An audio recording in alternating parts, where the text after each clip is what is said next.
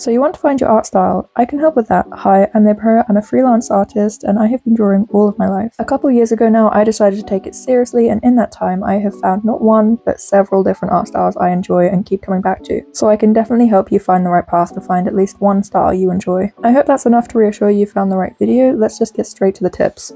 Embrace the experiments. At the moment, I can imagine every art piece you make is different in some way or another, and it's probably inspired by something new. I remember when I was in this stage and I would sit endlessly on Pinterest just scrolling and finding new artists that I would love to steal the styles of. And then guess what? I would go try do that. I would constantly consume other artists' work and try find something that I loved looking at that clicked in a process for me. But the problem doing this is it's not my process, it's not my art, it's not my style. And because I was doing them as one-off things in the hopes something would magically click, nothing really stuck and I never gave anything time to develop into my own thing. And I always had something to directly compare my art to, because it was a copy essentially. And we all know we can be the most critical of our own art, so essentially I was not giving myself the best environment to have a style. But you can learn from my bad experience, because you can take this in stride and consciously make the decision to experiment instead of trying to just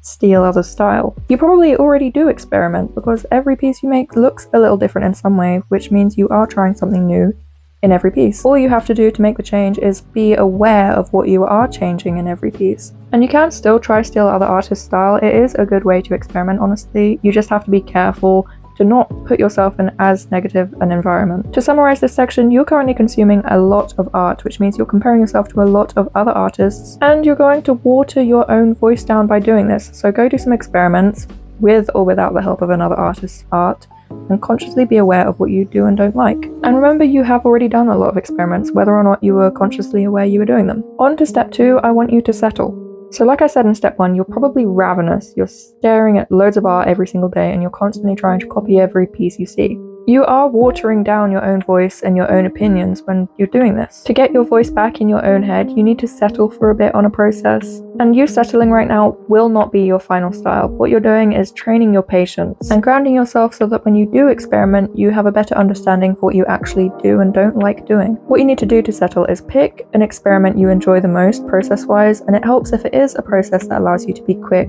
so you don't get impatient or give up.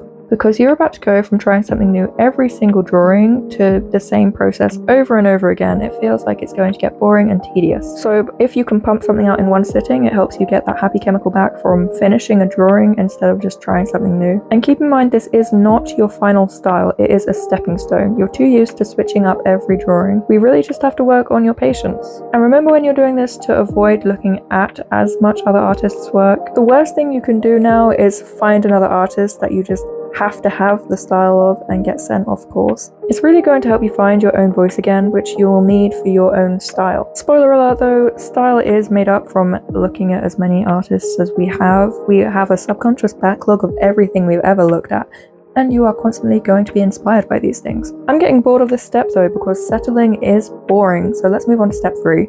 Break free. This is where you get to bring back the experiments and bring back looking at other artists' work. Just do so in moderation, please. Go ahead and do a bunch of experiments, a bunch of artists' copy studies, and just try not to get bored of art as a whole. Now that you have had your little experiment detox, you can also be more aware of what you do and don't enjoy. With a bit of luck, we have fed your voice enough that it's got its own power in your head again. Please pay attention to it and pay attention to how you are physically feeling as well. Be aware of what you might hate and love, because you can add and remove as much of these as you would like. For example, I hate line art, or I hate doing it, I love looking at it, but I really love colour, so in a way, my own personal recipe is using loads of colour and avoiding line art. What we're figuring out for you right now is your personal recipe. Essentially, your art style is a custom recipe that you follow every time to get a similar result. It is just that simple. And just like any other recipe, there's going to be things you're intolerant to we should avoid, and things you absolutely love that we should add to the recipe. I hope I haven't spilled too much of the secret too soon. Let's move on to step 4 before I do. You're going to go in for round 2 where you settle again. That first round gave you your first dose of patience back and also some room for your own voice. It's time for round 2 where you can switch completely from what you did in round 1 or go straight back to it with all the knowledge you have from these new experiments and add in what you enjoyed and take away what you didn't. You're continuing to train yourself to have patience for just one process, and you're adding everything you want to this process so you can enjoy it the most, because that is what you need to do. You need to enjoy everything you do. There is a balance to enjoying things, because you can really hate doing something but enjoy how it looks more than you hate doing it, which makes it worth it. Or you can not really like looking at something but you enjoy doing it so much that you're going to continue to do it. I find that last one is a lot easier to build on than the first, because you can always learn to improve something you enjoy doing. It's a bit harder to just learn to like something you don't like. By this point with round 2, you will have had 2 styles, arguably. Sure, they're not your final styles and they're not what you want to be your styles, but they count as styles because they're something you have stuck to create a consistent art piece from. And you're gonna again filter out artists. I know it's frustrating. You really want to be a part of the community. I missed being a part of the art community when I forced myself to do this as well. But trust me, you will come back so much stronger from it, because you will have missed people and you will take a lot more appreciation for other artists' work. You'll have gained your voice back enough to a point where you can enjoy other artists' work without feeling the need to copy it, because you also enjoy what you make enough. Then there's the added benefit of being more recognizable, because you have more consistency in what you make, as well as having a better portfolio for landing commissions and such. I think I'm getting ahead of myself, because remember, this is just you settling. This isn't your final style if you don't want it to be. Remember, you're training yourself patience and you're learning how to evolve and add things to your process. Let's move on to our last step, because I think you're ready for it. Keep the cycle going. Finding a style isn't something that really has an end. You're constantly going to be improving and growing and finding more out about yourself. So you just need to keep the cycle going of sticking to a style that you enjoy and making it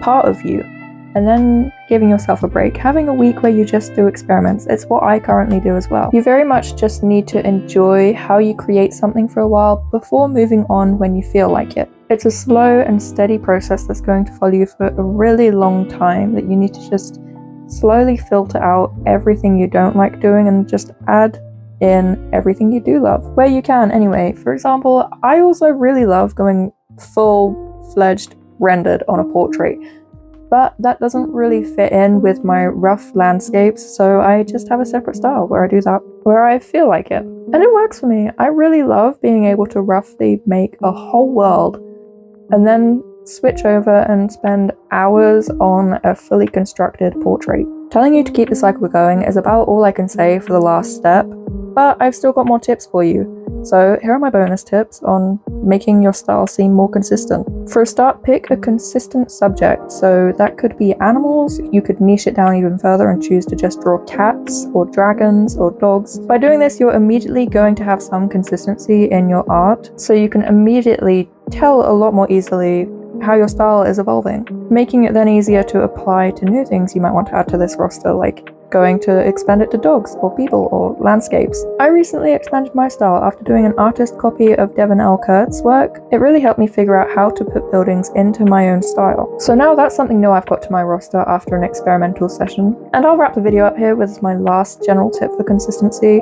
Use the same brush set, as well as any presets like a noise overlay. I actually have a free one to download on my shop, as well as my own brush sets, which you've watched me use this whole video. But like I said, stick to the same brush set for some consistency. If you've been on TikTok, you've probably seen those brush theory videos. That might be contributing to why you don't think you've got a style, because you're switching brush every time you draw it, even though you have the same process and draw the same subjects.